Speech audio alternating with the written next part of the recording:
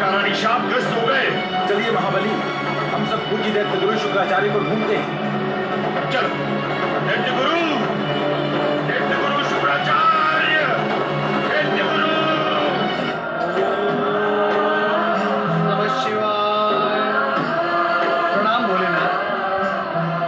भोलेनाथ, आपकी लीला का एक महान अध्याय पूर्ण हुआ। हमारी लीला कई भागों में विभाजित होकर पूर्ण नहीं होती ना। भोलेनाथ, इसका अर्थ तो ये हुआ कि अब जो लीला होगी वो इससे भी अधिक कल्याणकारी और मनोरंजक होगी। भोलेनाथ, क्या आप दैत्य गुरु शुक्राचार्य कभी भी अपने आश्रम लौटकर नहीं आए?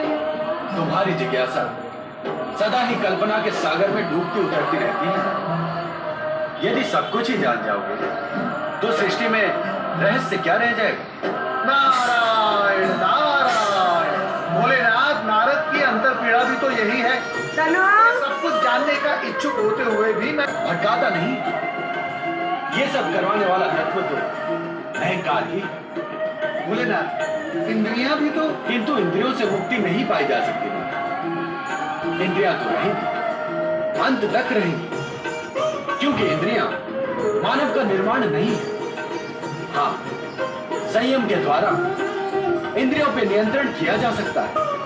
मान लिया भोलेनाथ, यहाँ वहाँ भटकने वाली ये इंद्रियां परमात्मा निर्मित हैं, फिर मानव निर्मित क्या है?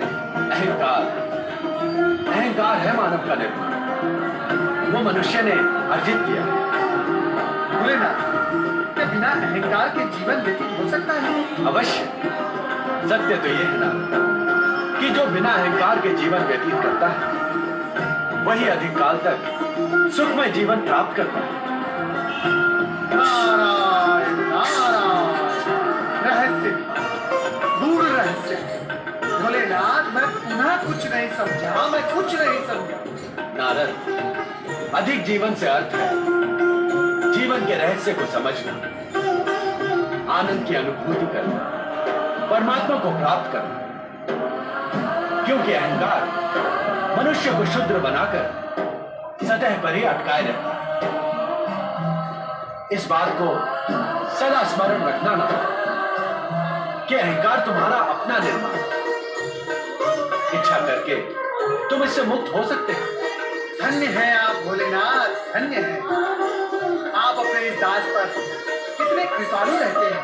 इसीलिए नारद, सब कुछ जानकर भी कुछ नहीं जानने की घोषणा करना ही अहंकार को ठेस पहुंचाकर उससे मुक्त होने का सफल प्रयास है। नारायण नारायण। सच तो ये है भोलेनाथ कि वास्तव में मैं कुछ नहीं जानता। चतुर नारद, ज्ञान अर्जित करने का तुम्हारा मार्ग अद्भुत है।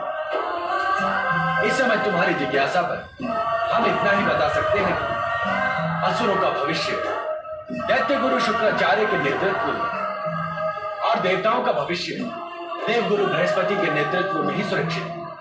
भोलेनाथ, देवगुरु बृहस्पति ने असुरों को संकल्प दिलवाकर हिंसा छुड़वा दी है। देवगुरु बृहस्पति के सफल प्रयास के उपरांत देवताओं का कार्य सिद्ध नहीं हुआ ना। उन्हें अभी भी बहुत कुछ करना शेष है।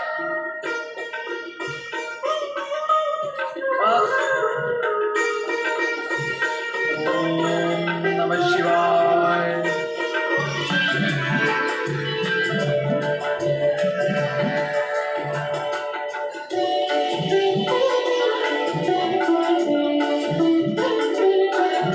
प्रणाम पिताश्री। तुम्हारा कल्याण। प्रणाम देवगुरु। कृपा कर मुझे ये बताएं कि आपको दैत्य गुरु शुक्राचार्य के स्वरूप का अनुभव कैसा रहा? देवराज इंद्र, प्रपंच के मायाजाल का अनुभव कभी भी सुखद नहीं होता, किंतु हमें इस बात का संतोष है कि भोलेनाथ का आशीर्वाद प्राप्त करने पर ही हमने आपकी इच्छा की पूर्ति की है। भोलेनाथ का आशीर्वाद? देवगुरु, तब तो अवश्य आपने दैत्य गुरु शुक्राचार्य की मृत संजीवनी विद्या की शक्ति भी प्राप्त कर ली होगी, है ना? हमने जिसके साथ प्रपंच किया हो देवराज, उसकी सिद्धियां अथवा उपलब्धियां हम कैसे प्राप्त कर सकते हैं? आपने शुक्राचार्य का रूप तो धारण किया, किंतु उससे हमें क्या लाभ हुआ? देवराज, हमें प्रपंच के महाअंधकार में ढकेल कर भी आप संतुष्ट नहीं हुए। आपकी इच्छा क्या है? प्रश्न इच्छा अथवा संतुष्टि का नहीं है, प्रश्न कार्य का है, जो आपके द्वारा संभव नहीं हुआ। अब हमें ही कुछ करना होगा देवगुरु। भारत को ग्लोबल मैन्युफैक्चरिंग हब बनाएंगे, जिससे युवाओं को रोजगार